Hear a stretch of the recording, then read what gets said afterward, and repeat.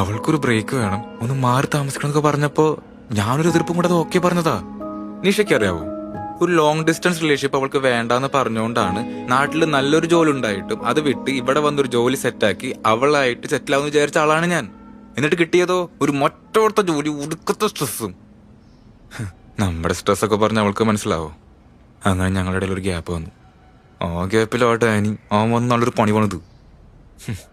അത് ചോദിക്കാൻ ചെന്ന ഞാനോ സംശയക്കാരൻ. നീ പറ, ഞാൻ എന്താ ചെയ്യണ്ടേ? ഞാൻ നേരത്തെ പറഞ്ഞില്ലേ, ഈ റിലേഷൻഷിപ്പിലൊക്കെ മൂന്നാമതൊരാൾ വന്നു ചേർന്ന പിന്നെ പ്രശ്നത്തോട് പ്രശ്ന. പറ്റുമെങ്കിൽ നിങ്ങൾ പരസ്പരം പറഞ്ഞു തീർക്ക്. നിങ്ങളെപ്പറ്റി നിങ്ങൾക്കല്ലാതെ മറ്റാർക്ക് മനസ്സിലാക്കാൻ പറ്റുക?